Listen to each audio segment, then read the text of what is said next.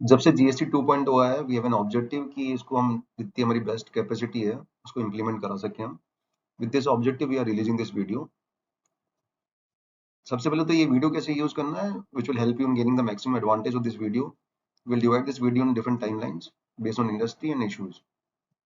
तो आपको जो रेलिवेंट आपका इशू है इंडस्ट्री है, उसमें आप जाके you can straight away watch that portion of the video which might help you in getting your answer to your issues. In addition to the जो आपका इंडस्ट्री है उसके अलावा वी सजेस्ट कि ना आप ना उसका कंसेप्ट का जो पोर्शन है वीडियो का वो भी आप देखिए, वो भी will divide in timelines. That will help you in gaining an legal angle also कि भाई वो इशू का आंसर वैसे कैसा है। तो we'll straight away set the agenda of this presentation. Agenda ये है कि ना will discuss certain relevant concept जो कि अपने को पूरी इशूज को रिजॉल्व करने में काम में आने वाला है। Let it be classification, composite supply, ITC reversal and all that. Then we'll discuss different industries, marble, granite, hotel and other industries. And also finance act 2025 जो नोटिफाई नहीं हुई थी वो 1 अक्टूबर से नोटिफाई हो गई है, जिसमें उसमें बहुत सारे चेंजेस नोटिफाई हुए हैं। उसमें से दो इंपॉर्टेंट चेंजेस जो हैं in respect of IMS, invoice management system and credit notes, will discuss that also going forward. तो इश्यूज क्या हैं? इश्यूज ये हैं कि मार्बल ग्रेनाइट इंडस्ट्री में कुछ रेट चेंजेस प्रपोज हुई हैं। जो रेट चेंजेस प्रपोज हुई हैं क्या वो सारे के सारे ब्लॉक्स पे लग जाएगी क्या, या स्लैब्स पे लग रही है क्या वो रेट चेंजेस? ठीक है, we'll discuss that from that perspective also. Legally we'll also discuss कि ऐसा क्यों अपन ने assume किया है, ऐसा कैसे उसका आंसर है। देन होटल इंडस्ट्री में बहुत सारे इश्यूज आएंगे क्योंकि ऑब्वियसली 12% की रेट जो 7,500 से कम के रूम थे that is gone down to 5% without ITC। तो उसमें बहुत सारे इश्यूज आने वाले हैं कि ना MEP CAP प्लान्स के केसेस में कैसे वैल्यूएशन करोगे आप, रिवर्सल कैसे होंगे, 42, 43, 40 या 44 में होंगे रूल। विल डिस्कस दैट कि 42, 43, 44 में क्या फर्क है। देन रेस्टोरेंट होटल्स में कुछ चेंजेस आए हैं क्या जब भी 12% से 5% की रेट हुई है, तो will discuss that also and some other issues also. Then will jump to pharmaceutical industry. उसमें क्या इश्यूज आ रहे हैं ITC रिवर्सल के, एंटी प्रॉफिटिंग के, क्योंकि बहुत मेजर चेंजेस हुए हैं फार्मास्यूटिकल इंडस्ट्री में।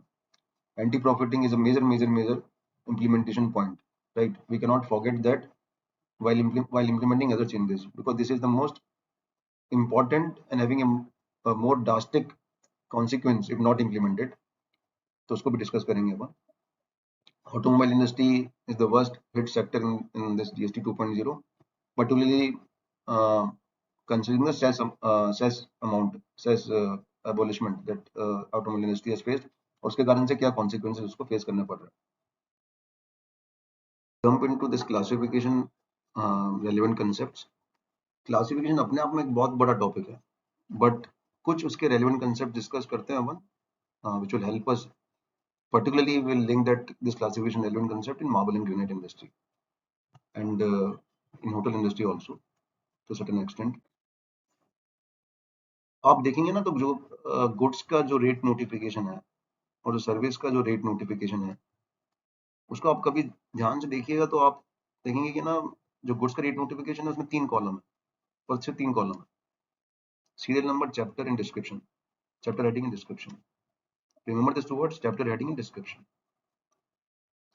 और जो रेट स्पेसिफाई कर रखी है गुड्स की, जो उसका प्रिंसिपल नोटिफिकेशन था गुड्स का, नोटिफिकेशन नंबर 1/2017, जो कि अब सप्रेस हो गया है, नोटिफिकेशन नंबर 9/2025 आ गया है। उसमें जो रेट डिफाइन थी वो शेड्यूल्स में थी, शेड्यूल 1, 2, 3, 4, अलग अलग रेट अलग अलग शेड्यूल में थी। और उसके शेड्यूल्स के नीचे ये 3 कॉलम वाला टेबल बना हुआ था, जिसमें serial number, chapter heading and description था। उसके ये 3 कॉलम थे। जब आप सर्विस का रेट नोटिफिकेशन उठाएंगे, जो कि 11/2017 था पहले, और अभी भी 11/2017 ही, उसको अमेंड किया है, अभी सप्रेस नहीं हुआ है नोटिफिकेशन। उसमें 5 कॉलम है, serial number, chapter heading, description, जो कि उसमें भी थे, बट 2 एडिशनल कॉलम है, रेट और कंडीशंस। यहाँ पे शेड्यूल्स के बेसिस पर रेट डिफाइन नहीं है, रेट के लिए एक अलग से कॉलम है, साथ में कंडीशंस भी हैं। मैं अब यहाँ पे आपका ध्यान थोड़ा आकर्षित करना चाहूंगा कंडीशन पे, जो आपको दिख रही होगी स्क्रीन पे। आप स्पेसिफिकली देखेंगे तो एक प्रोविजो में कंडीशन लिखी हुई है पहले, उसके बाद कंडीशन लिखी हुई है। नीचे वाली कंडीशन ये है कि आप 0.75% रेट पे अगर टैक्स पे कर रहे हो तो आप आईटीसी नहीं ले सकते, करस्पॉन्डिंग जो भी इनपुट सर्विस कैपिटल गुड्स है उसका। और उसके ऊपर कंडीशन लिखी हुई है एक्स्ट्रा कि ना आप लाइबिलिटी जो पे करोगे वाली वो कैश में ही कर सकते हो आप, by debiting the electronic cash ledger only. तो remember this two conditions, there are two conditions, 1 2। फिर आप फर्दर देखोगे तो होटल अकोमोडेशन की सर्विसेज के आगे रेट स्पेसिफाई, जो जीएसटी काउंसिल मीटिंग के बाद जो अमेंडमेंट आया वहाँ पे 2.5% की रेट दे रखी है, और वहाँ पे एक सिंगल कंडीशन है कि आप आईटीसी नहीं ले सकते correspondingly. Remember this, only one condition, वहाँ पे दो कंडीशन। बट ब्रॉडर पर्सपेक्टिव से सर्विस रेट के नोटिफिकेशन में 5 कॉलम है, serial number, chapter heading, description, rate, condition. Goods के केसेस में 3 कॉलम थे, serial number, chapter heading, description, rate जो डिवाइड थी शेड्यूल्स में डिवाइडेड थी।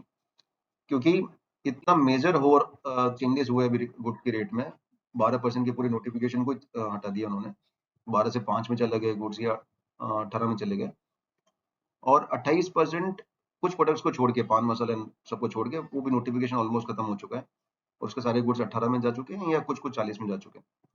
तो इतना मेजर ओवरऑल हुआ था रेट नोटिफिकेशन को कि जो प्रिंसिपल नोटिफिकेशन था उसको कंटिन्यू करना मुश्किल था, क्योंकि वहां पर रेट कॉलम वाइज नहीं थी, रेट शेड्यूल वाइज थी, कुछ शेड्यूल्स हटाने थे उनको, तो उन्होंने नोटिफिकेशन नंबर 1 को सुपरसीडी कर दिया, खत्म ही कर दिया। अब post 22 September notification number 1 does not exist, और नोटिफिकेशन नंबर 9 एग्जिस्ट करता है। अच्छा, अब चूंकि वहां पे रेट शेड्यूल वाइज डिफाइंड थी, तो जहां भी कंसेशनल रेट देनी होती थी शेड्यूल्स के अलावा, तो गुड्स के केसेस में they have to carve out some concessional notification separately, अलग से नोटिफिकेशन इशू करने पड़ते थे। फॉर एग्जांपल पेट्रोलियम ऑपरेशंस के लिए उनको जो कंसेशन रेट इशू करनी थी, उसके लिए उन्होंने स्टार्टिंग नोटिफिकेशन नंबर 3/2017 इशू कर रखा था।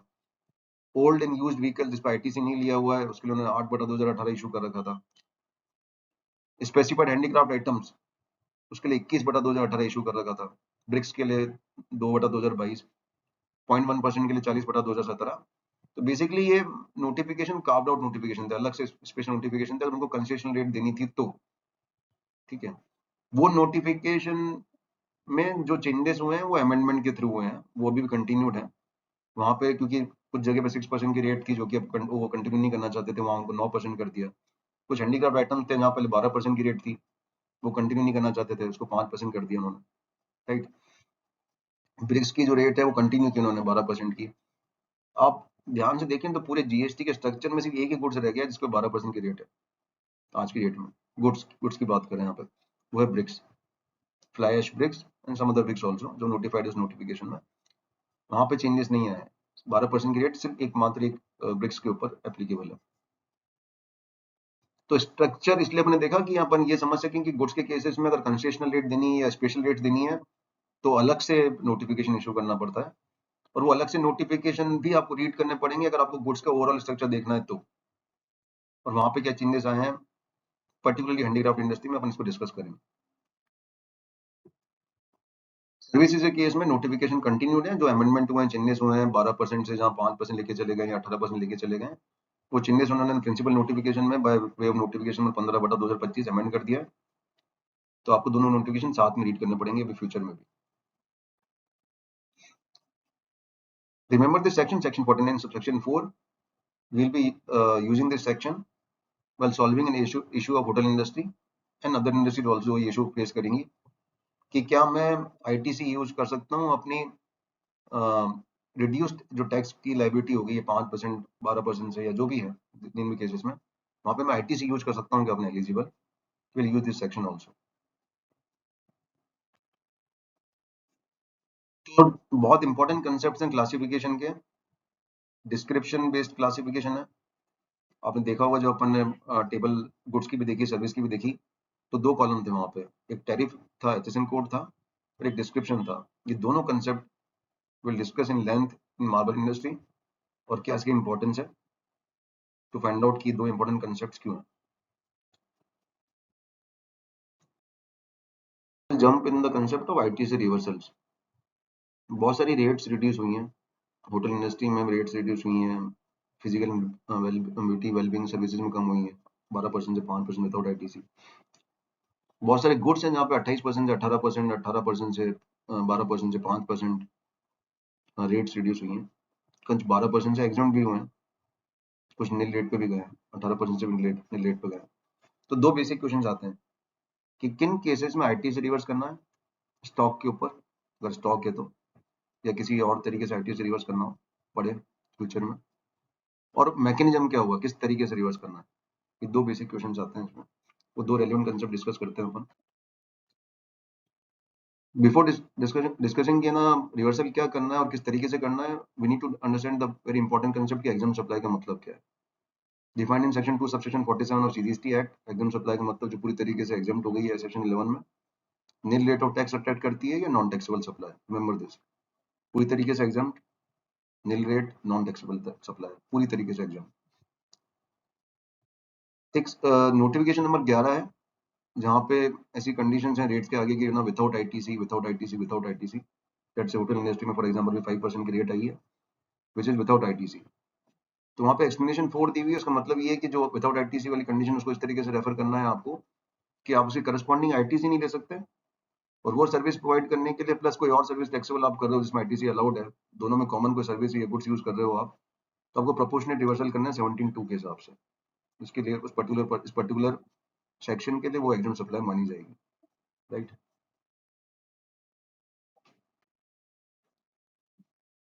दो सेक्शन है, दो अलग अलग मैकेनिज्म है रिवर्सल करने के आईटीसी के, 17(2), 18(4). 17(2) बेसिकली आप गुड्स सर्विसेज अगर यूज कर रहे हो टैक्सेबल सप्लाईज के लिए भी और एग्जाम सप्लाईज के लिए भी, वहां पे किक इन करता है। और 18(4) एक ट्रांजिटरी प्रोविजन है, जब आपकी सप्लाईज टैक्सेबल से पूरी तरीके से एग्जाम में शिफ्ट हो जाती हैं एक पर्टिकुलर डेट को, तो जो स्टॉक है इनपुट का जिसके ऊपर आपने आईटीसी ले रखा है और कैपिटल गुड्स का प्लस उसके ऊपर आपको आईटीसी रिवर्स करनी होती है, ऐसा 18(4) सेक्शन है। इन दोनों के बीच में डिस्टिंक्शन बहुत इंपॉर्टेंट है। 17(2) जो ऑपरेट होता है जिसका मैकेनिज्म है वो 42 और 43 के थ्रू होता है, 42 इनपुट सर्विस, 43 कैपिटल गुड्स। 18(4) जो ऑपरेट होता है 44 रूल के बेसिस पे होता है। 42 43 को जो अपन इफेक्ट में लेके आते हैं जीएसटीआर 3B के थ्रू होता है। 18(4) के लिए आपको स्पेशल फॉर्म भरना पड़ता है आईटीसी 03। यहाँ पे 17(2) जो ऑपरेट करता है वो यूसेज के बेसिस पे करता है कि आपने इनपुट सर्विसेज या कैपिटल गुड्स को टैक्सेबल सप्लाईज में यूज किया है कि एग्जाम सप्लाई में यूज किया है। मतलब ये ट्रेडिंग सेक्टर में काम नहीं आता, ये सिर्फ और सिर्फ मैन्युफैक्चरिंग और सर्विस सेक्टर में काम में आ सकता है, जहाँ पे इनपुट सर्विस का यूसेज उसके आउटपुट पर डिपेंड करता है कि आउटपुट क्या दे रहे हो आप, टैक्सेबल की एग्जाम, और कॉमन है कि एक्सक्लूसिव है उसके उस तब काम करता है ये। 18(4) बेसिकली तब काम करता है जब आप इनपुट सर्विसेज जो आपके मतलब जो आपका आउटपुट था वो पूरी तरीके से टैक्सेबल था और वो आउटपुट एग्जेम्प्ट हो गया है। वो ट्रेडिंग भी हो सकता है और मैन्युफैक्चरिंग भी हो सकता है या सर्विस सेक्टर भी हो सकता है, बट वो आउटपुट आपका पूरी तरीके से एग्जेम्प्ट हो जाना चाहिए उस पॉइंट के बाद, एक पर्टिकुलर पॉइंट के बाद। लेट्स से फॉर एग्जांपल जैसे 22 सितंबर की डेट के बाद कुछ दवाइयां जो हैं फार्मास्यूटिकल इंडस्ट्री में जो पहले 12% पे थी या 5% पे थी जो नील हो गई हैं अभी, तो वो 22 सितंबर से पहले टैक्सेबल थी और 22 सितंबर के बाद वो एग्जेम्प्ट हो गई हैं, तो वहां पे 18(4) काम आएगा अपने को। फ्रीक्वेंसी 17(2) आपको रेगुलर कंप्लाई करना पड़ता है, रेगुलर कंप्लायंस इसकी हर महीने एनुअल बेसिस पे इसका रीएस्टिमेशन। 18(4) एक ट्रांजिटरी प्रोविजन है जो एक पॉइंट ऑफ टाइम पे देखता है कि वो ना पहले सप्लाईज थी पूरी तरीके से टैक्सेबल थी और पूरी तरीके से एग्जेम्प्ट हो गई हैं, तो 18(4) काम करेगा। तो दो अलग प्रोविजन है, दो अलग मैकेनिज्म्स हैं। कौन सा मैकेनिज्म को यूज करना है वो इस बात पर डिपेंड करेगा कि अपन किस में फॉल कर रहे हैं, जैसे कि अपन ने डिस्कस किया। आप स्क्रीन पे देख सकते हैं कि जीएसटीआर 3B में रूल 42 43 का स्पेशल कॉलम है रूल 4B1 में, और आईटीसी 3 फॉर्म आपको सामने स्क्रीन पे दिख रहा होगा। तो दो अलग मैकेनिज्म है जो कि just for the pictorial representation we have reproduced here. पहला क्वेश्चन की है ना, सिंपल क्वेश्चन रखते हैं कि 28% की रेट थी मान लो मेरे इलेक्ट्रॉनिक आइटम्स में, मान लो AC and other electronic items, उसमें 18% रेट हो गई है। तो पहला क्वेश्चन तो ये उठ के आता है कि मेरे को आईटीसी रिवर्स भी करना है क्या मेरे स्टॉक के ऊपर या कैपिटल गुड्स के ऊपर है एज पर सेक्शन 18 सबसेक्शन 4। तो आपने देखा होगा कि एग्जाम सप्लाई की डेफिनेशन में नील रेट ऑफ टैक्स वाली सप्लाई जाती हैं, पूरी तरीके से एडम सप्लाई जाती हैं। यहाँ पर रेट्स रिड्यूस हुई हैं, यहाँ पे गुड्स एग्जेम्प्ट नहीं हुए पूरी तरीके से, तो ना तो 18(4) किक इन करेगा।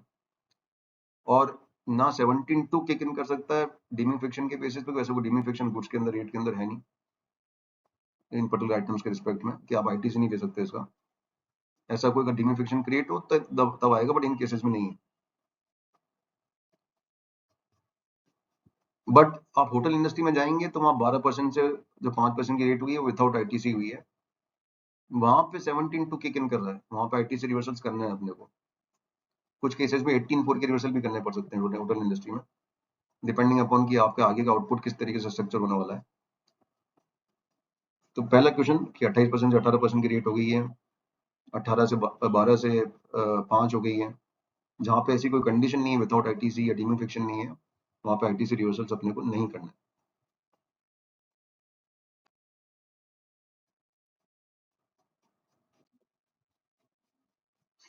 एक और कंसेप्ट है इंपॉर्टेंट, कंपोजिट सप्लाई।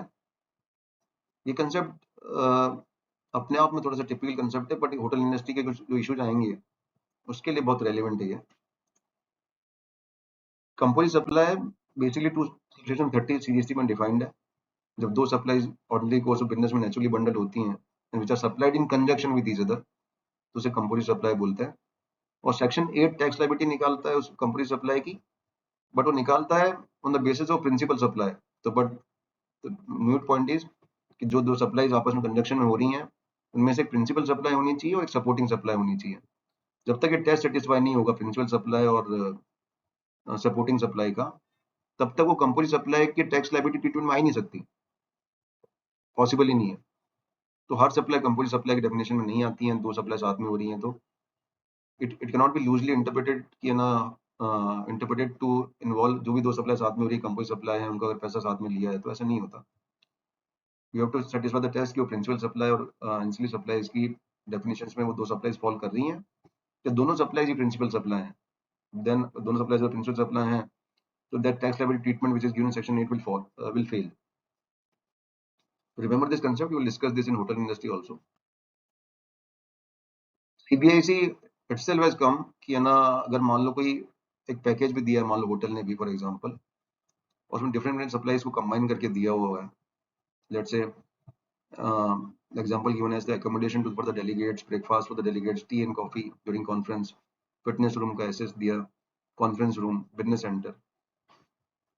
तो अगर इन सप्लाईज की वैल्यू अलग अलग अगर कस्टमर को कोट कर रखी है और अलग अलग करना पॉसिबल है और कोई आर्टिफिशियल सेग्रीगेशन नहीं है, so you can apply different tax treatment as per different dates on this all these individual supplies also, which are being combined and given together, but पर वैल्यू असाइनमेंट पॉसिबल है customer की request पे या customer के साथ, और उसमें कोई आर्टिफिशियल सेग्रीगेशन नहीं है, देन कोई अटेम्प्ट नहीं किया उसमें आर्टिफिशियल सेग्रीगेशन करने का, तो आप डिफरेंट रेट चार्ज कर सकते हो डिफरेंट सर्विसेज के ऊपर।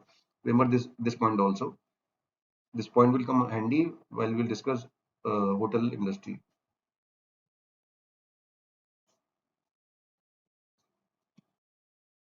एंटी प्रॉफिटिंग आई थिंक ये ना सबसे इम्पोर्टेंट इम्प्लीमेंटेशन पॉइंट है इस टाइम पे जीएसटी 2.0।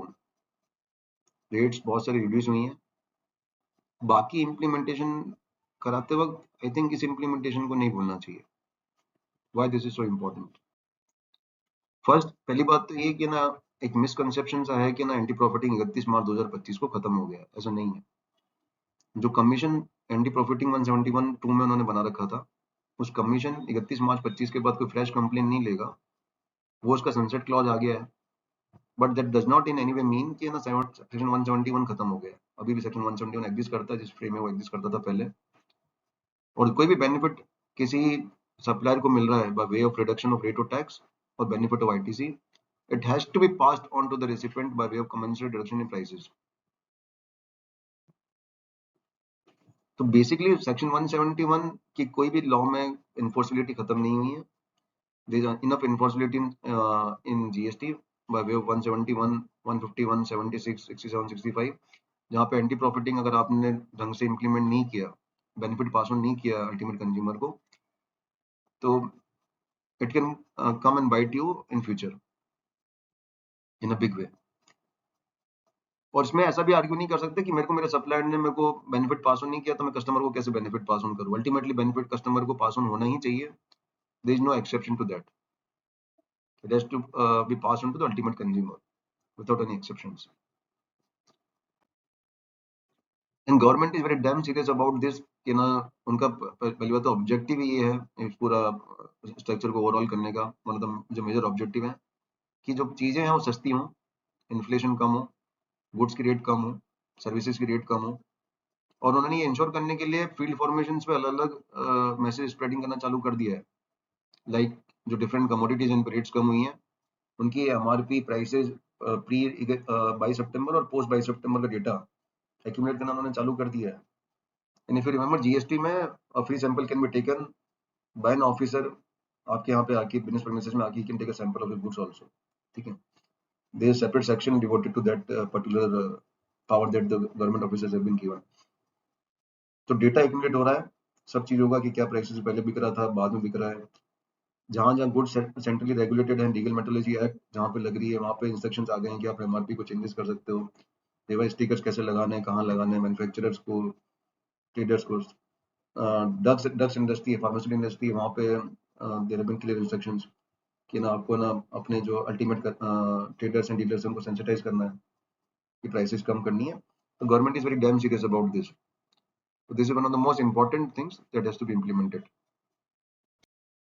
जीएसटी 2.0 में जब रेट रिडक्शन हुए हैं तो देर आर हाई चांसेस कि आईटीसी एक्यूमुलेट होगा बहुत सारी इंडस्ट्रीज में, और one of the possible ways वो लुकआउट करेंगे कि ना ये आईटीसी जो एक्यूमुलेट हो गया वर्किंग कैपिटल को जो अफेक्ट कर रहा है हम उसका रिफंड ले लें।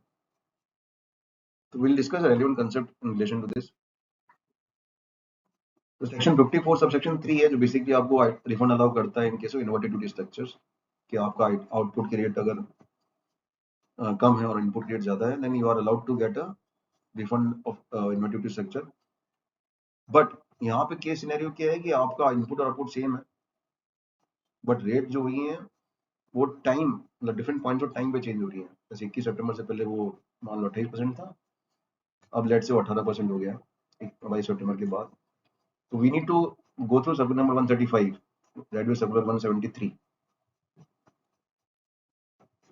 Circular number 135 specifically restricts refund in such cases जहां पे ये जो रेट रिडक्शन आउटपुट का हुआ है कम है और इनपुट का ज्यादा है वो डिफरेंट पॉइंट्स ऑफ टाइम पे है, राइट। तो वहां पे स्पेसिफिक रिस्ट्रिक्शन है।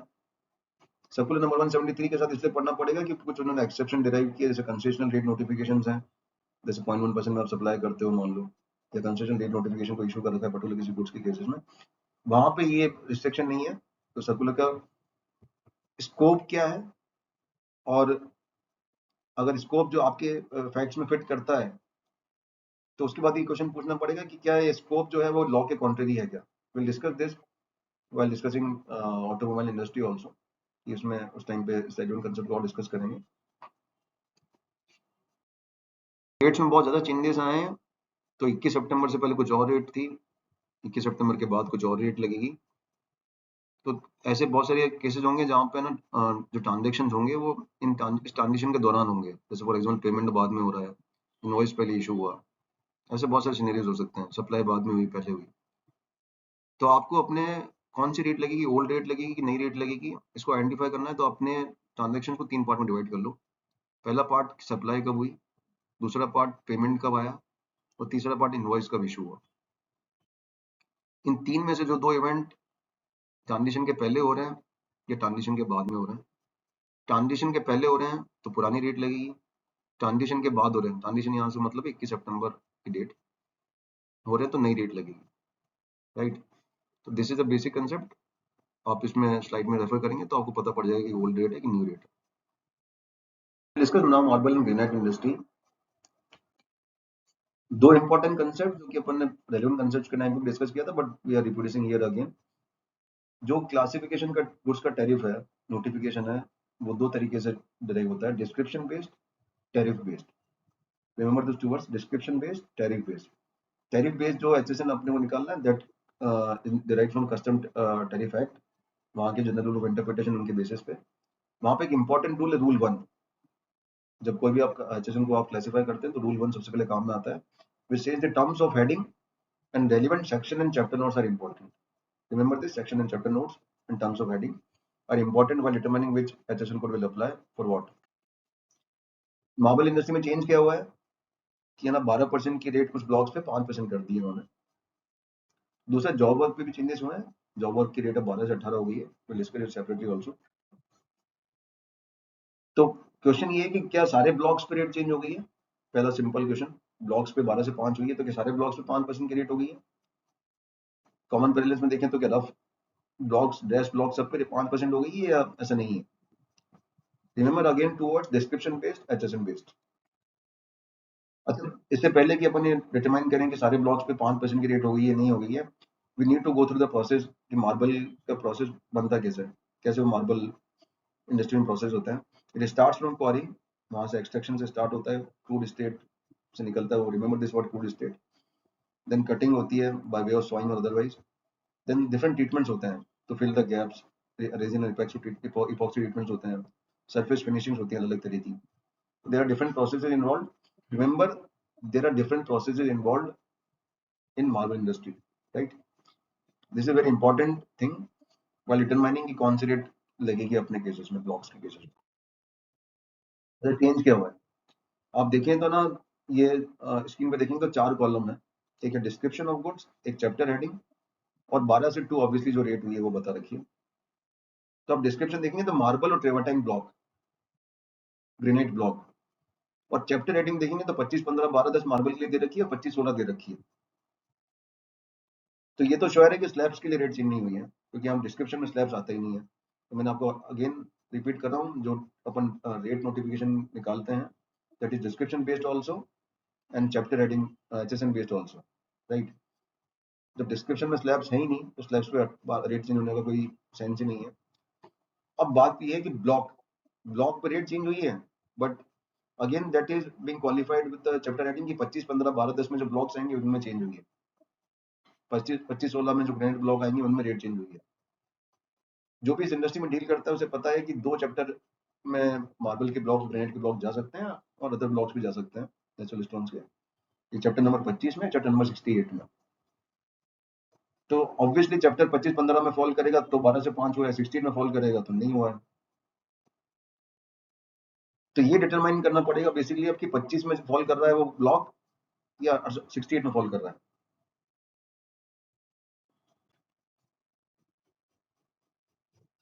तो ये एक तरीके से टसल है, ये अपने डिटरमाइन करना पड़ेगा और ये अंडरस्टैंडिंग डेवलप करनी पड़ेगी कि ब्लॉक्स पे 5% हुई है, but that is subject to the chapter 2515 and 2516 on granite blocks, not under chapter 68. ये डिटरमाइन करने के लिए चैप्टर नंबर 25 में फॉल कर रहा है, 16 में फॉल कर रहा है, we need to go through chapter notes क्योंकि वो बहुत इंपॉर्टेंट है इस पर्टिकुलर कॉन्टेक्स्ट में। चैप्टर नंबर 25 के नोट नंबर 1 में लिखा हुआ है कि यहाँ पे वो गुड्स आते हैं जो कि क्रूड स्टेट में है, लाइक जो क्वारिंग से निकला, या फिर उसमें वही प्रोसेस कर रखा है जो कि चैप्टर्स में डिफाइन कर रखा है, चैप्टर की हेडिंग्स में डिफाइन कर रखा है। रिमेंबर दिस कि वही प्रोसेस कर रखा हो, उसी प्रोसेस तक कर रखा हो जो चैप्टर में डिफाइन कर रखा है। और 68 के नोट नंबर 1 में लिखा हुआ है कि इसमें वो गुड्स नहीं आएंगे जो चैप्टर नंबर 25 में कवर हो गए। तो बेसिकली क्रूड स्टेट के जो ब्लॉक्स हैं और ऐसे प्रोसेस किए हुए वाले ब्लॉक्स हैं जो इस चैप्टर में डिफाइन करेंगे 25 में, वो 25 में फॉल करेंगे। उसके बाद वाले प्रोसेस वाले जो ब्लॉक्स हैं, तो देखा था कि डिफरेंट प्रोसेस है, क्वारिंग है, कटिंग है एंड अदर प्रोसेसेस हैं, तो वो 68 में फॉल करेंगे। 2515 में क्रूड स्टेट के अलावा, रफली टेम्प के अलावा जो प्रोसेस डिफाइन कर रखा है वो कर रखा है कटिंग का, सोइंग और अदरवाइज, उसके अलावा कोई प्रोसेस नहीं है। तो यहाँ पे 2515 में ब्लॉक्स क्रूड स्टेट तक आ सकते हैं, रफली टेम्ड आ सकते हैं, कटिंग तक आ सकते हैं, बट कटिंग के बियॉन्ड कोई प्रोसेस किया तो 25 चैप्टर्स को कवर नहीं कर पाएगा, then it will fall under chapter 68। और 68 में फॉल होते ही the goods will fall, not fall under the tariff rate of 5%, it will fall under the tariff rate of 15%, right? तो सारे ब्लॉक्स पे रेट चेंज नहीं हुई है मार्बल ग्रेनाइट के। जो प्रोसेस जब 2025 में बता रखे हैं कटिंग तक का, वहां तक 5% की रेट है, उसके बियॉन्ड कोई प्रोसेस किया तो it fall under rate of 18%।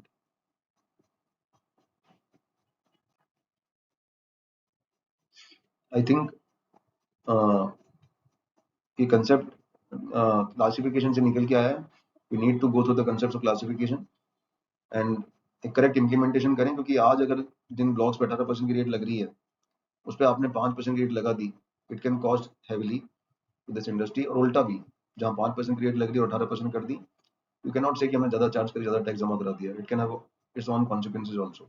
तो correct implementation is necessary.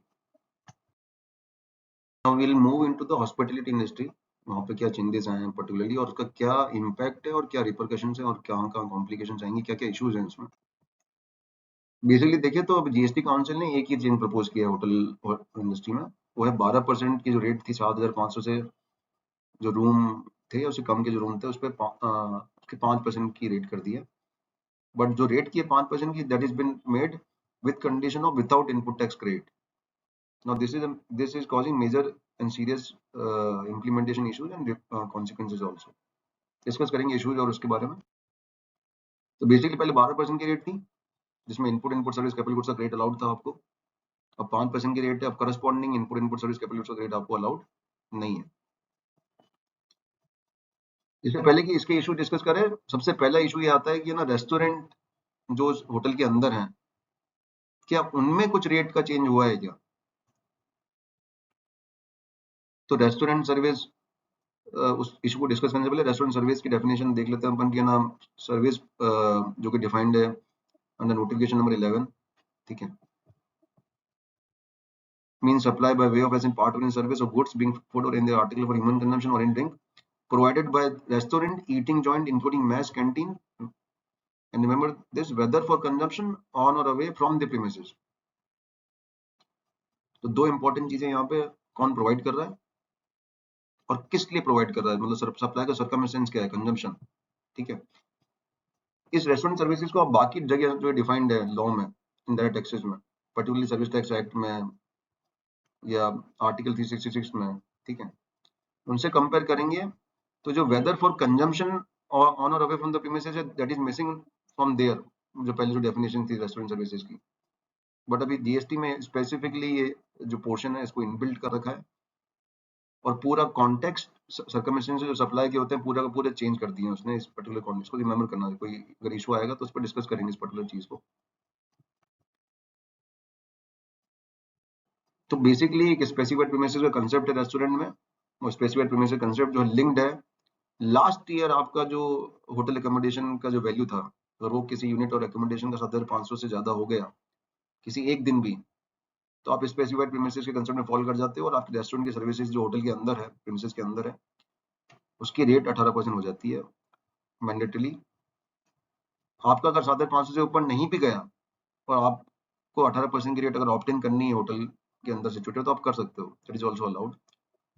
But 7,500 से कम में आपका रूम रहे पूरे साल, हर यूनिट एकोमोडेशन पूरे टाइम, ठीक है, तो आप 5% की रेट में भी जा सकते हो। उसमें कुछ चेंजेस नहीं आए, वो यूं का जैसे पहले था वैसा बाई जीएसटी काउंसिल मीटिंग के बाद सेम वैसा है। Nothing has been change in case of restaurant services.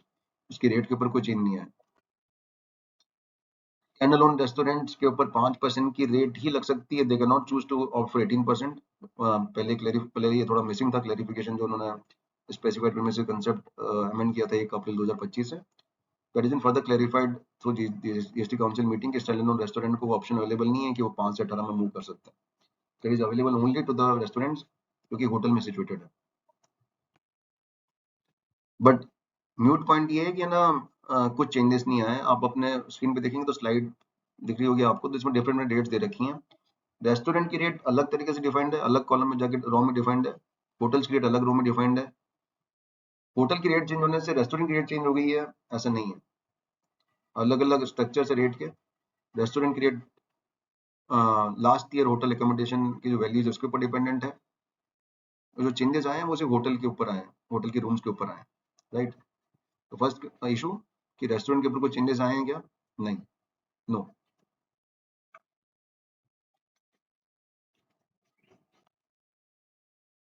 अब इश्यूज पे आते हैं डायरेक्टली।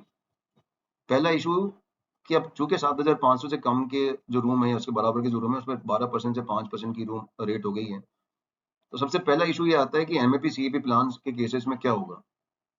अगर मेरा मान लो रूम 7,000 रुपए का है और 1,000 रुपए का मेरा ब्रेकफास्ट का वैल्यू है, टोटल मिला के 8,000 रुपए हो गया मान लो, तो 8,000 रुपए पे क्या 18% की रेट लगेगी by considering value of hotel unit of accommodation as 8,000, या फिर ₹7,000 की 7,500 से कम की रेट मान के 7,000 मैं 5% की रेट चार्ज करूंगा, और ₹1,000 पे जो रेस्टोरेंट की रेट लग रही है मेरी, जो पहले से लग रही थी 1 अप्रैल 2025 से, वो रेट लगेगी।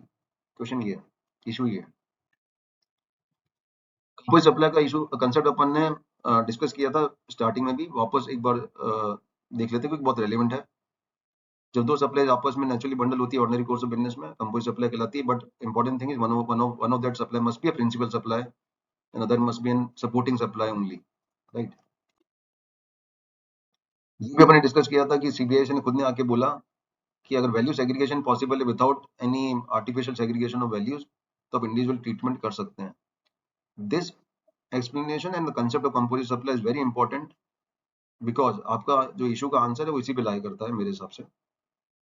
अगर आपने कस्टमर को ऑफर कर रखा है डिफरेंट वैल्यूज पे, दोनों चीजें, होटल रूम भी और रेस्टोरेंट की ब्रेकफास्ट भी, ठीक है, भले पैकेज के फॉर्म में दिया हो बट अलग अलग वैल्यूज के रूप में दिया है। ₹7,000 में आपको रूम मिलेगा, ₹1,000 में आपको ब्रेकफास्ट मिलेगा, कंबाइंड पैकेज आपका ₹8,000 का है, और वैल्यू सेग्रीगेशन पॉसिबल है विदाउट आर्टिफिशियल सेग्रीगेशन। तो मेरे हिसाब से ₹7,000 के हिसाब से उसकी वैल्यू यूनिट एकोमोडेशन मानी जाएगी, और उसमें 5% की रेट लगेगी, और रेस्टोरेंट पे जो रेट लगती है वो लगेगी, right. But important thing is artificial segregation नहीं होना चाहिए, वैल्यू सेग्रीगेशन पॉसिबल होना चाहिए जब आपने ऑफर किया कॉन्ट्रैक्ट में उस टाइम पे। तो ये आपको ध्यान में रखना पड़ेगा। एक और चीज भी आती है इस इशू में, क्या ना, एक्स्ट्रा बेड की वैल्यू को इंक्लूड करना है कि नहीं करना 7,500 की वैल्यू के काउंट करते वक्त। In my understanding circular exist करता है जीएसटी में खुद में, उसमें एक्स्ट्रा बेड की वैल्यू को वैल्यू एकोमोडेशन का पार्ट माना है, डिक्लेयर टैरिफ का पार्ट नहीं माना था, बट वैल्यू एकोमोडेशन का पार्ट माना है, तो उसको इंक्लूड करना चाहिए 7,500 की कैलकुलेशन करते वक्त, एंड उसके हिसाब से आपको अपना टैरिफ 18% या 5% डिसाइड करना चाहिए। दूसरा एक इशू अभी आता है कि जो आप रेट डिफाइन हुई है 5% की, वो विदाउट आईटीसी है, उसका क्या मतलब है, और उसका आईटीसी रिवर्सल्स पे क्या इम्पैक्ट आएगा, मतलब कितना आईटीसी रिवर्सल करना है, कैसे करना है, कितना करना है, वो उस पर क्या इम्पैक्ट आएगा, उसको देखते हैं एक बार। इसको अपन 17 टू 18 को पहले भी रेलिवेंट कंसेप्ट डिस्कस कर चुके हैं, वापस एक बार थोड़ा देख लेते हैं। दो अलग सेक्शन है, दो अलग मैकेनिज्म बता रहे हैं। डिटेल में आप रेलिवेंट कंसेप्ट में जाएंगे तो आपको पूरा उसमें कंसेप्ट मिल जाएगा कि क्या वहां पर डिस्कस हुआ है, बट शॉर्ट में दो अलग सेक्शन है, दो अलग कंसेप्ट हैं, दो अलग मैकेनिज्म है, दो अलग जगह ऑपरेट होते हैं, राइट। तो उसको डिटेल में वहां पे एक बार देखिए जरूर इस इशू को रिजॉल्व करने से पहले। एग्जाम सप्लाई का मतलब क्या है, एग्जाम सप्लाई मतलब तो पूरी तरीके से exam to related to tax non taxable supply, और चूंकि जो 5% की रेट विदाउट आईटीसी नोटिफाई हो गई नोटिफिकेशन नंबर 11 में, which is being amended bye 15/2025, तो वहां की जो एक्सप्लेनेशन है क्लियरली बोलती है कि जब ऐसी कोई कंडीशन आ जाए, उसका मतलब ये है कि आपको करस्पॉन्डिंग आईटीसी नहीं लेना है, प्लस अगर कोई कॉमन इनपुट और इनपुट सर्विसेज है जो कि 5% के रेट में भी काम में आएंगे और 18% के रेट में भी काम में आएंगे, मान लो होटल, उस होटल प्रीमिसेस में, तो फिर आपको प्रपोर्शनेट करना है credit 17 to that with rule 4243। तो बेसिकली अब एक होटल वाली जो कंपनी है या इंडस्ट्री है, उसको अपने क्रेडिट्स को 3 पार्ट में डिवाइड कर लेना चाहिए। पहला पार्ट, 21 सितंबर से पहले गुड्स और सर्विसेज खरीदे, उसका आईटीसी बुक किया अपन ने, ले रखा है, और वो गुड्स और सर्विसेज पूरी तरीके से कंज्यूम भी हो गए हैं 21 सितंबर से पहले, स्टॉक में एग्जिस्ट नहीं करता। कुछ कैपिटल गुड्स पे क्रेडिट ले रखा था, उसके 5 साल खत्म हो गए 21 सितंबर 2025 को, ठीक है, पहला बकेट। दूसरा बकेट कि ऐसे कुछ गुड सर्विसेज पे क्रेडिट ले रखा है, कैपिटल गुड्स पे क्रेडिट ले रखा है, जो कि स्टॉक में एग्जिस्ट करते हैं या जिनके 5 साल कैपिटल गुड्स के नहीं खत्म हुए 21 सितंबर को, और तीसरे ऑब्वियसली 21 सितंबर के बाद जो फ्यूचर की क्रेडिट्स आएंगे वो, जो 21 सितंबर तक गुड सर्विसेज कंज्यूम हो चुके हैं, इनपुट इनपुट सर्विसेज यूज हो चुके हैं और जिनका आईटीसी आपने ले लिया, उस क्रेडिट पे कोई भी आंच नहीं आएगी, वो क्रेडिट यूं का यूं बना रहेगा। आपने यूज कर लिया तो यूज कर लिया तो भी कोई इशू नहीं है, अगर पेंडिंग पड़ा तो पेंडिंग पड़ा है, आपके लेजर में पड़ा हुआ है, तो उसको आप आगे यूज कर सकते हो, वो भी अपन डिस्कस करेंगे इशू में, उस पर कोई आंच नहीं आने वाली है। कैपिटल गुड्स 5 साल खत्म हो चुके हैं 21 सितंबर को, तो उसके रेट में के रिस्पेक्ट में कोई रिवर्सल नहीं करना है आपको। अब जो गुड्स एंड सर्विसेज जो क्या क्रेडिट आपने ले चुके हो 21 सितंबर से पहले, बट वो कंज्यूम नहीं हुए, यूज नहीं हुए, स्टॉक में पड़े हैं, देन वहां पे क्वेश्चन आएंगे आईटीसी रिवर्सल के, आइदर 42 43 में या 44 में, और कैपिटल गुड्स के ऊपर सेम, फ्यूचर क्रेडिट्स के ऊपर सेम। कि आपको आईटीसी रिवर्सल करने पड़ेंगे या तो 42 43 में या 44 में। अब ये कैसे डिसाइड करेंगे कि 42 43 मतलब 17(2) में करना है जीएसटी 3B में करना है या 18(4) में आईटीसी 03 में करना है इस होटल इंडस्ट्री में? वो इस बात पे डिपेंड करेगा कि आपकी पूरी जो बिजनेस प्रीमिसेस है, ठीक है, जो गुड सर्विसेज आप कंज्यूम कर रहे हो, यूज कर रहे हो, वो पूरी तरीके से एकदम सप्लाई में काम में लेने वालों, मतलब आपका रूम 750 से ऊपर जाने वाला ही नहीं है आगे फ्यूचर में कभी, राइट? या देयर इज अ पॉसिबिलिटी कि 750 से ऊपर रूम जा सकता है, जो कि अभी डिफाइंड ही नहीं है। अगर 750 से नहीं जाने वाला, आप 100% श्योर इस बात को लेके, then you can use 18(4) for those goods and services, those goods जो कि है ना आपको पता है कि ना एग्जाम सप्लाई में काम में आने वाले हैं, कोई ट्रांजिशन डेट आ गई है उसकी, बट प्रेफरली 17(2) यूज कीजिए, जीएसटी या 3B यूज कीजिए इस केसेस में। एंड जहां पे आपको श्योर नहीं है कि ना 7,500 से कम रहेगा, ज्यादा रहेगा, व्हाट आई विल सजेस्ट कि ना आपको जीएसटी या 3B में रिवर्स कीजिए अंडर रूल 42 43, नॉट यूजिंग 18(4). तो बेसिकली आपको अपने क्रेडिट को दो पार्ट्स में तीन बकेट्स में डिवाइड करना है। पास्ट क्रेडिट्स जो 21 सितंबर तक यूज हो चुके हैं, जो गुड सर्विसेज जो आपने क्रेडिट लिया था पूरी तरीके से यूज हो चुके हैं, कैपिटल गुड्स 5 साल खत्म हो चुके हैं, जो यूज नहीं हुए, और फ्यूचर क्रेडिट्स, और उसके हिसाब से आपको अपने आईटीसी रिवर्सल्स को सेग्रीगेट करना पड़ेगा। नेक्स्ट इशू ये आता है, कि ना जो 5% टैक्स मैं पे करूंगा, क्या मैं अपने एलिजिबल क्रेडिट से पे कर सकता हूँ? मैंने एक बार बकेट में बना लिया कि मेरे ये क्रेडिट अवेलेबल हैं, ये मेरे को मिल जाएंगे, ये मैं कैरी फॉरवर्ड कर सकता हूँ, आगे के कुछ क्रेडिट ले सकता हूँ, तो क्या मैं 5% की लायबिलिटी जो है, क्या मेरे को कैश में पे करनी पड़ेगी? क्या मैं आईटीसी यूज कर सकता हूँ दूसरे किसी बिजनेसेस के जो उसी जीएसटी में है, या फिर कोई एलिजिबल क्रेडिट्स मेरे बनते हैं एज पर रिवर्सल्स के बाद भी, राइट? उसको आंसर करने से पहले you need to go through this notification number 11/2017, right? जो अपने स्टार्टिंग रेलेवेंट कंसेप्ट में 2 स्लाइड डिस्कस किए थे। मैंने कहा था कि दो कंस्ट्रक्शन सेक्टर में 2 कंडीशंस हैं कि एक आईटीसी नहीं ले सकते आप और कैश में ही पे करना पड़ेगा, राइट? और होटल इंडस्ट्री में सिर्फ एक कंडीशन है, remember this. Now will go to 49 subsection 4। 49 subsection 4 basically कहता है कि जो अमाउंट आपके इलेक्ट्रॉनिक के लिए अवेलेबल है आपके पास एलिजिबल फॉर्म में, you can use it for payment of any output tax liability subject to any condition which has been prescribed. Now condition which has been prescribed in hotel industry is कि आप ITC नहीं ले सकते, but ऐसी कोई condition नहीं है कि 5% की लाइबिलिटी के लिए आपको ना कैश ही पे करना पड़ेगा, जैसे कंस्ट्रक्शन इंडस्ट्री में है। तो you can not add on any condition. जो कंडीशन है, जितनी कंडीशन है उतनी कंडीशन ही सेटिस्फाई करनी है, ज्यादा नहीं, कम भी नहीं। होटल इंडस्ट्री में ऐसी कोई कंडीशन नहीं कि 5% की रेट के लिए आपको you have to use cash ledger only, which is clear from the notification which we just refer to, ठीक है? और कैसे अपन इन्फ्लुएंस निकाल रहे हैं, जहां पे उनको बोलना था कि कैश लेजर से पे करना है, वहां पर उन्होंने कंडीशन डाली एक्स्ट्रा, जहां पे उनको ऐसी कोई कंडीशन इंपोज नहीं करी थी, वहां पर उन्होंने कंडीशन नहीं डाली। और 49(4) तो अलाउ करता है, उसमें ऐसा कोई रिस्ट्रिक्शन ही नहीं है अनलेस कोई कंडीशन प्रिस्क्राइब कर रखी हो, राइट? तो what you can infer from this all this is that कि ना अपने आईटीसी यूज कर सकते हो 5% की लायबिलिटी में भी। आईटीसी कौन सी वाली जो एलिजिबल है आपकी after all the reversals and जो आपको आईटीसी नहीं लेनी है, उसके बाद जो आईटीसी बच जाती है you can use that very well, that is for payment of 5% liability. तो बेसिकली ये कुछ इश्यूज थे होटल इंडस्ट्री के जो अपन ने डिस्कस किए। कुछ कॉम्प्लिकेशंस डेफिनेटली हैं इनमें, बट आप अगर प्रोविजंस को ढंग से इम्प्लीमेंट करेंगे तो ऑल दिस कॉम्प्लिकेशंस को आप रिजॉल्व कर सकते हैं। वर्किंग चैलेंजेस भी आएंगे, but we can not help that, we need to adopt that कि वो चेंजेस जो आए हैं वो करना है, करेक्टली इसको इम्प्लीमेंट करना है। डिस्कस फार्मास्यूटिकल इंडस्ट्री में क्या इम्पैक्ट आया इस जीएसटी 2.0 का। बेसिकली जो ड्रग्स 12% पे थी वो सारी की सारी 5% में चली गई हैं ज्यादातर। कुछ और भी चीजें हैं जो 18% पे थी, जो 5% में चली गई हैं, और कुछ नील रेट पे भी चली गई है। इंश्योरेंस सर्विसेज जो इंडिविजुअल हेल्थ इंश्योरेंस और लाइफ इंश्योरेंस है वो 18% से 0% हो गए आउटपुट पे। तो कुल मिला के 12% वाली जो रेट जो नील पे चली गई है वो 33 लाइफ सेविंग ड्रग्स हैं। जो 5% की रेट पे थी और नील पे चली गई है वो 3 क्रिटिकल ड्रग्स हैं। उसके अलावा 12% की जितनी भी आपकी दवाइयाँ थी जो चैप्टर नंबर 30 में फॉल करती थी, वो 12 से 5 पे गई। तो आपको अगर डिवीजन करना हो कि चैप्टर नंबर 30 में जो दवाइयाँ आ रही हैं वो मेरे 5 पे हैं कि नील पे हैं, तो आप 37 ड्रग्स आइडेंटिफाई कर लीजिए एक बार, ठीक है? उनको आप नील रेट पे लेके जाइए, बाकी 30 चैप्टर में जो बाकी ड्रग्स फॉल करेंगी या मेडिसिन फॉल करेंगी, वो सब के सब 5% पे आज की डेट में, पोस्ट 22 सितंबर। इसके अलावा और भी चीजें चेंज हुई हैं, जैसे एम्बुलेंस व्हीकल के रेट पर रेट चेंज हुई है। जॉबर जो फार्मा का है वो 12% के रेट पे था, 5% का हो गया। मतलब फार्मा इंडस्ट्री के लिए दवाइयाँ बना रहा है, मान लो जॉबर कर रहा है, तो 5% के रेट पे पोस्ट 22 सितंबर बिल चार्ज करेगा। बायोमेडिकल वेस्ट ट्रीटमेंट 5% पे चला गया है 12% से। इंडिविजुअल इंश्योरेंस आपने देखा कि एग्जम्प्ट हो गया। तो मेजर चेंजेस हुए हैं।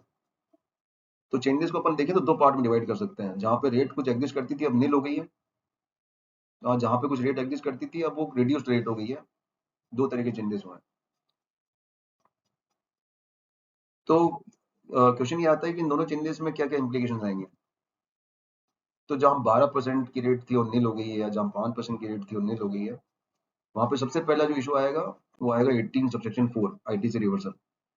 अगेन यहाँ पे 18 लगेगा क्योंकि this is again a transition date. पहले 21 तारीख तक वो टैक्सेबल थे गुड्स, दवाइयाँ 12 या 5% पे। अब वो पूरी तरीके से एग्जम्प्ट हो गए हैं। आप चाहें तो इसमें जो हमने एग्जाम सप्लाई का डिस्कशन किया रेलेवेंट कंसेप्ट्स का, you can refer that part of that video also. तो आपको आईटीसी 03 फॉर्म भरना पड़ेगा टू रिवर्स द आईटीसी और करस्पॉन्डिंग जो भी आपने उन गुड्स का ले रखा है जिनकी रेट 12% 5% से नील हो गई। This is first repercussion, first implication point of in this pharmaceutical industry. दूसरा इंपॉर्टेंट पॉइंट ये है कि जहां पर रेट्स रिड्यूस हुई हैं, again anti profiteering will kick in. Ultimately consumers को उस बेनिफिट को पास ऑन करना है आपको। Advisory has been issued both by central regulatory authorities in this case कि भैया ना DCGI ने क्लियर कट इंस्ट्रक्शन दिए हैं कि ना आप सेंसिटाइज करें अपने ट्रेडर्स को, डीलर्स को, कि वो अल्टीमेट बेनिफिट जो है पास ऑन करें। In fact they have allowed MRP restickering also. मतलब एमआरपी को वापस चेंज भी कर सकते हैं मैन्युफैक्चरर और ट्रेडर्स, उसकी रीलेबलिंग भी कर सकते हैं।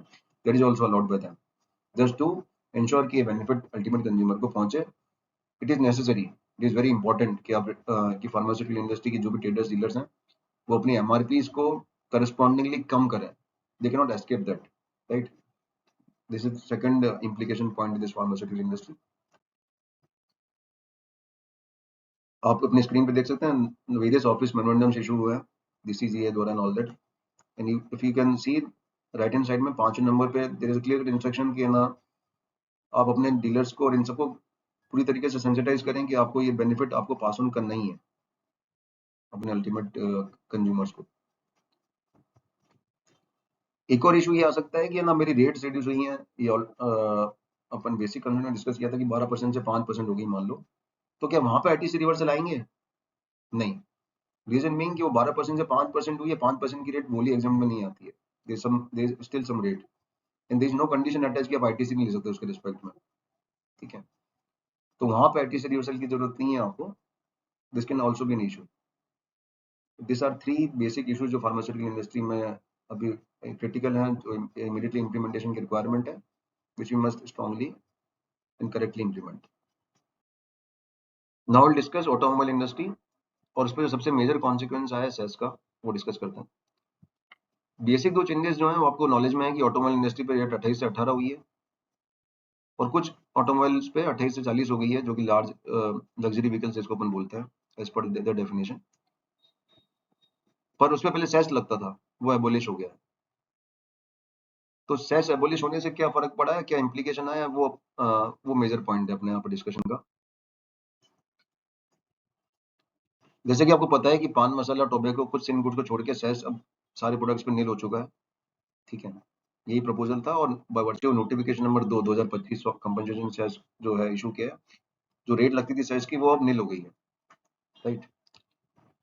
And if you remember the discussion जो अपन ने रेलेवेंट कंसेप्ट में किया था अबाउट वोली exam supplies and exam supplies, तो नाउ दिस पर्टिकुलर गुड्स अब है ना कंपनसेशन सेस के लिए दिस गुड्स हैव बिकम वोली एग्जाम। आपका आर्गुमेंट ये हो सकता है नहीं अभी तो रेट लग रही है 28 की 40 या 18, तो वोली एग्जाम कैसे हुआ? नहीं, चार अलग अलग एक्ट है, CGST, SGST, IGST, compensation cess. इन चारों एक्ट को आप कंबाइन करके नहीं बोल सकते कि ना यार एग्जाम नहीं हुआ, ये टैक्सेबल है। This all are independent acts. उस कंपनसेशन सेस एक्ट में वो एग्जाम हो गया है, तो उसके अंदर जो 18(4) बोरो होगा कंपनसेशन सेस में section 11 by virtue section 11 of compensation cess, I believe जो सेस का अमाउंट है that has to be reversed, though it might sound harsh, but government ने जब ये रिफॉर्म्स लाए होंगे तो already they might have figured out कि ना ये तो होना ही है, right. Obviously there are other interpretations available also, जहाँ पे ये निकल के आ सकते हैं कि सेस का रिवर्सल नहीं करना है, but good luck with that interpretations, but it will invite litigation on the face, that's for sure. तो सबसे बड़ा इम्प्लीकेशन है ऑटोमोबाइल इंडस्ट्री का, उस सेस का जो अमाउंट है उसका रिवर्सल और उसका कॉस्ट में ऐड होना, और अभी जो डायनेमिक चल रहे हैं ऑटोमोबाइल इंडस्ट्री के, उसको किस तरीके से वो एब्जॉर्ब करेंगे या पास ऑन भी कर पाएंगे कस्टमर्स को, तो ये सबसे बड़ा इशू है इंडस्ट्रीज के लिए। Go into handicraft, leather and textile industries. Handicraft industry में आपको पता होगा कि 12% से 5% की रेट हुई है, this is the major change that has been come, और लेदर गुड्स पे भी 12% से 5% की रेट हुई है। बट इंपॉर्टेंट थिंग जो सेग्रीगेशन पॉइंट है वो मैं यहाँ पे हाईलाइट करना चाहता हूँ, ये है वो है कि जो पहले हैंडीक्राफ्ट आइटम्स की जो रेट थी वो प्रिंसिपल नोटिफिकेशन में नहीं थी। आपको अगर ये डिस्कशन समझना है कि प्रिंसिपल नोटिफिकेशन नंबर 1 और बाकी कार्व आउट नोटिफिकेशन कैसे निकले हैं, तो जो क्लासिफिकेशन का बेसिक वीडियो है आई थिंक वो आपको रेफर करना चाहिए। तो जो हैंडीक्राफ्ट आइटम्स की जो रेट थी वो 21/2018 में स्पेसिफाई कर रखी थी, ठीक है। उस 21/2018 को अमेंड किया उन्होंने, जहां जहां पे 6% की रेट थी सीजीएसटी की, उसको 2.5% की रेट में कन्वर्ट किया। तो इंपॉर्टेंट थिंग इज कि ना आपको नोटिफिकेशन कौन सा रेफर करना है हैंडीक्राफ्ट की केस में, 21/2018 as amended by this notification of number 13/2025, उसको आपको रेफर करना है अगर आपके हैंडीक्राफ्ट गुड्स हैं तो, और एचएसएन कोड और डिस्क्रिप्शन में फॉलो करते हैं तो।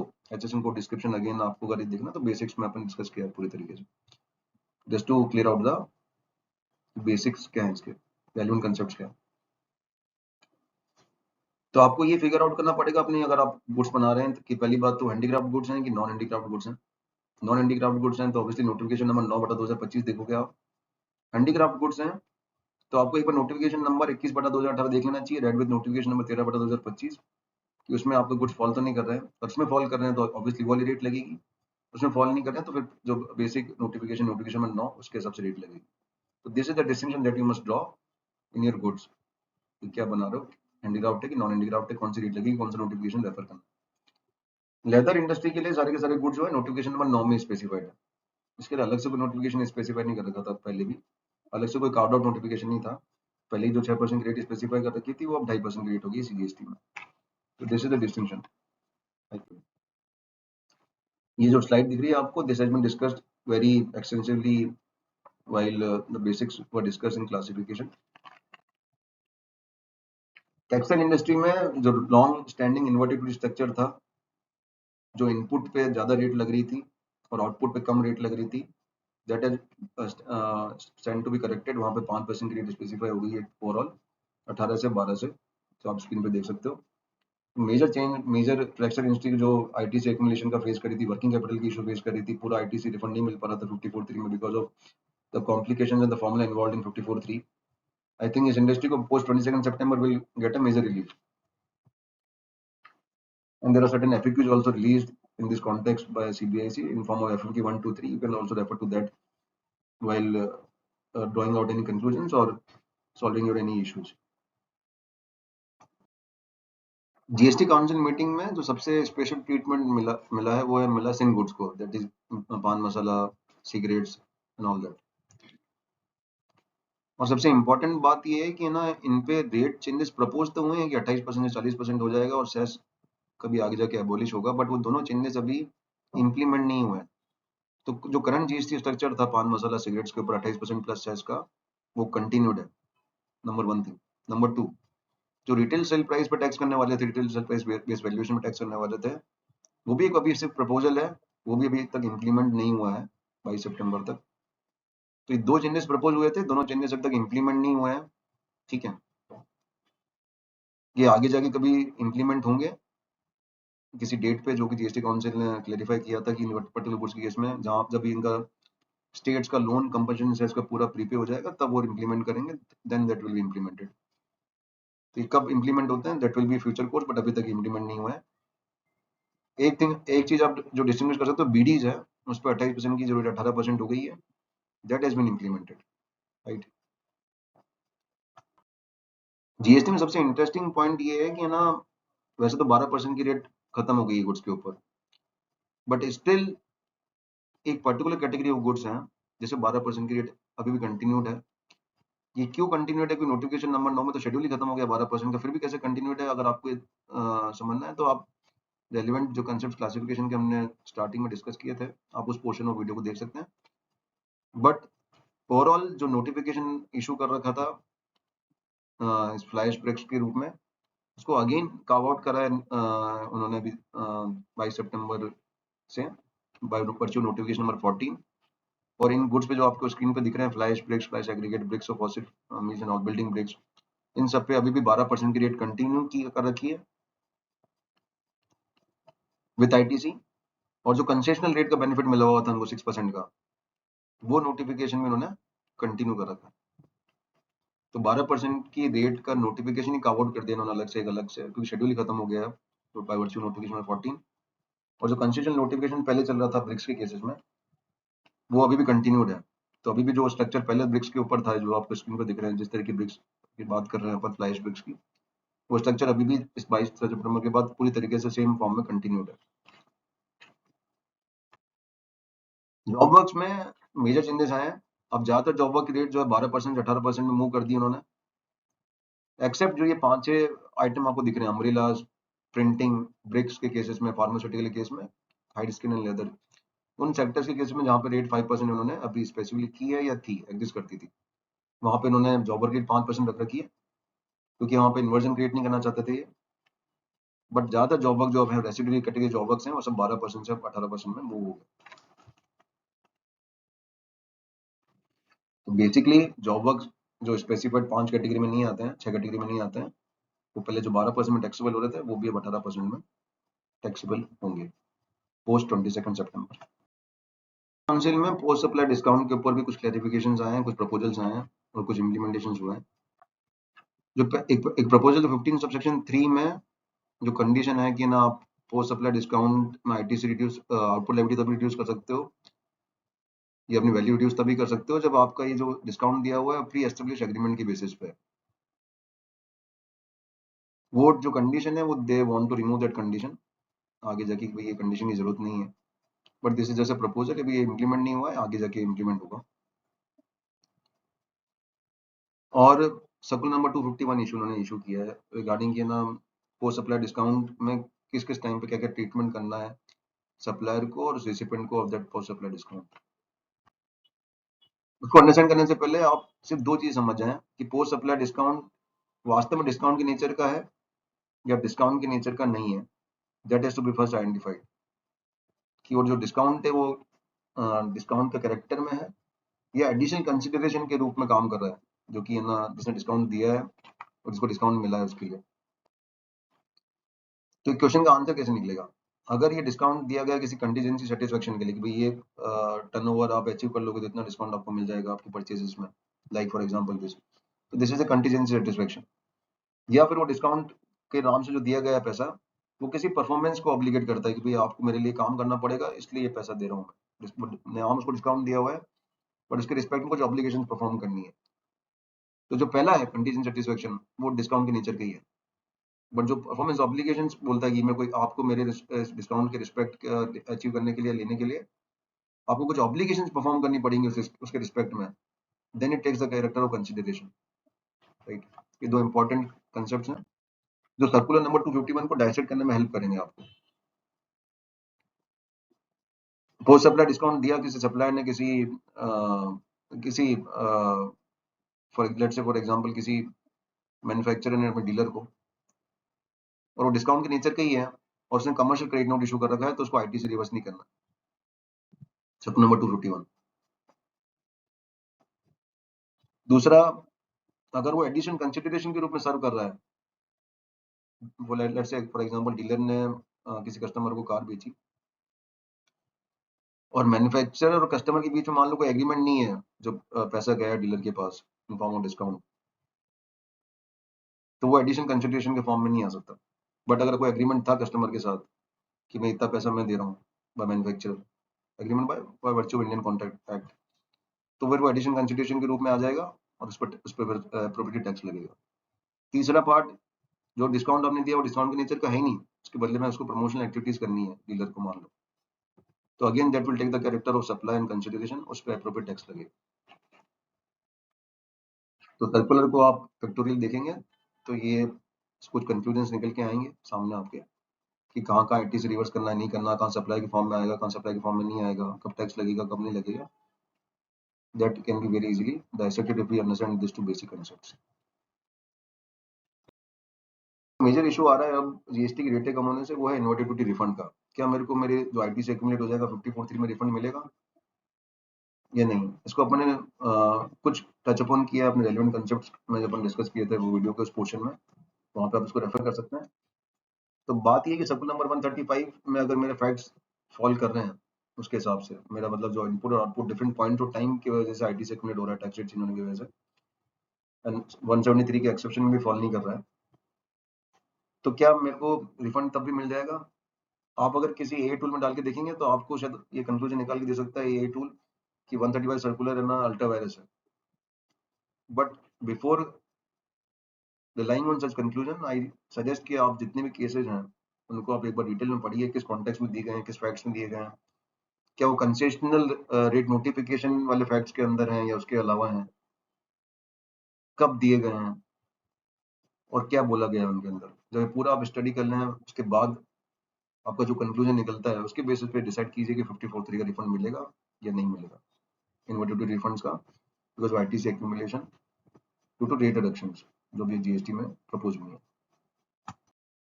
जीएसटी 2.0 के साथ जो मेजर इम्प्लीमेंटेशन हुआ है वो जीएसटी एक्ट का ऑपरेशन करने का हुआ है, उसको ऑपरेशनलाइज करने का हुआ है 24 सितंबर से। एज पर देयर एडवाइजरी जो उन्होंने इशू की है 22 सितंबर को, उन्होंने अपनी विंडो खोल दी है अपील्स फाइल करने की। वो एडवाइजरी स्टैगर्ड तरीके वो एडवाइजरी के हिसाब से आप अपनी अपील्स को स्टैगर्ड तरीके से फाइल कर सकते हो, विंडो स्टैगर्ड तरीके से खुली है। लेट्स से फॉर एग्जांपल 31/1/22 तक जो अपील फाइल हो चुकी है एपील 01, उसकी विंडो खुल गई है। उसके बाद की जो एपील 01 है उसकी विंडो उसके बाद खुलेगी 1 नवंबर के बाद। इस तरीके से उन्होंने विंडो खोल दी अपने आपकी अपील्स की, बट नोटिफिकेशन भी इशू कर दिया है कि जो जो ऑर्डर 31 मार्च 2025 26 से पहले इशू हुए हैं उनके लिए आप 30 जून 2026 तक अपील फाइल कर सकते हो। ठीक है, ये जीएसटी 8 के हाँ जो अपील फाइल करने का जो पोर्टल है उन्होंने एक सेपरेट पोर्टल नोटिफाई किया, सेपरेट पोर्टल उन्होंने खोला है। वहां पे जाके आपको रजिस्ट्रेशन कराना पड़ेगा अपना, रजिस्ट्रेशन कराने के बाद यू कैन जो आपकी विंडो खुली है उसके हिसाब से आप अपनी अपील फाइल कर सकते हो। उसका एक स्क्रीनशॉट हमने आपको अपनी प्रेजेंटेशन में दिया भी है, इस तरीके से वो पोर्टल दिख रहा है। आप देखेंगे तो आपको ड्रॉप डाउन में 2 ऑप्शन दिए उन्होंने, tax payer, tax officer, authorised representative and nodal officer. Depending upon किस मोड में आप अपने आप को रजिस्टर कराना चाहते हैं वो सेलेक्ट करके अपना एआरएन नंबर डाल के एपीएल 01 का, एपीएल 03 का, देन यू कैन प्रोसीड। आप अगर फर्स्ट टाइम यूजर हैं तो अपना रजिस्ट्रेशन करा के और ऑलरेडी आपने लॉगिन आईडी पासवर्ड क्रिएट कर रखा है इस यूजर के लिए, उसके बेसिस पे आप आगे प्रोसीड करके you can then file the appeal as per the procedure prescribed. उन्होंने यूजर मैनुअल भी इन्होंने इशू किया है जो कि आपको दिख रहा होगा स्क्रीन पर अलग से फर्स्ट बॉक्स में, और एक उन्होंने स्नैपशॉट भी इशू किया है इस प्रोसीजर का कि किस तरीके से वो अपील फाइल कर सकते हो, किस तरीके से आप लॉगिन करके रजिस्ट्रेशन करना है। तो ये ऑपरेशनलाइज हो गई है जीएसटी आज की डेट में, करंटली ऑपरेशन में आ गई है। विंडो उन्होंने स्टैगर्ड तरीके से खोल दी है। आप देखेंगे तो जो स्टैगर्ड तरीके से खोली है इस एडवाइजरी के हिसाब से, वो स्क्रीनशॉट भी मैंने इस पीपीटी में डाल दिया है कि 31/1/22 तक की एपीएल 01 एपीएल 03 उसके लिए विंडो खुल गई है 24/9/25 से लेकर और 31 अक्टूबर 25 तक। बट ये विंडो खुली है इसकी, बट इसका मतलब नहीं इसके बियॉन्ड आप अपील फाइल नहीं कर सकते, इसकी 30 जून तक आपको अलाउड है वर्चुअल नोटिफिकेशन जो उन्होंने इशू किया है। उसके बाद फिर अगले जो एपीएल 01 है 28/2/23 तक के, उसके लिए उन्होंने नेक्स्ट विंडो खोली है। ऐसे करके स्टैगर्ड तरीके से उन्होंने विंडो खोल दी है। 2 नोटिफिकेशन इशू हैं इसमें। स्टेट के रिस्पेक्ट में पहला नोटिफिकेशन अपन ऑलरेडी बात कर चुके हैं कि जो ऑर्डर्स 31 मार्च 2026 तक पास होंगे, उसके लिए 30 जून तक एक विंडो खोली हुई अपील फाइल करने की विदाउट एनी कंडोनेशन। और दूसरा नोटिफिकेशन ये है कि कुछ जो केसेस हैं वो प्रिंसिपल बेंच ही सुनेगी, जो कि दिल्ली में है। उन केसेस को नोटिफाई कर दिया कि ये केसेस वो हैं जहाँ पे प्रिंसिपल बेंच ही सुनेगी इन केसेस को, और वो स्टेट बेंच नहीं सुनेगी। तो आप डेफिनेटली आपकी नॉलेज में होना चाहिए कौन से केसेस यहाँ पे नोटिफाइड है, क्योंकि इन केसेस को आप प्रिंसिपल बेंच भी लगा सकते हो अपील में, नॉट अंडर स्टेट बेंचेस जो कि आपके रिस्पेक्टिव स्टेट्स में है, सर्किट बेंचेस और स्टेट में। बहुत सारे इम्प्लीकेशंस हैं जीएसटी ट्रिब्यूनल के इफेक्टिव आने के, बहुत सारे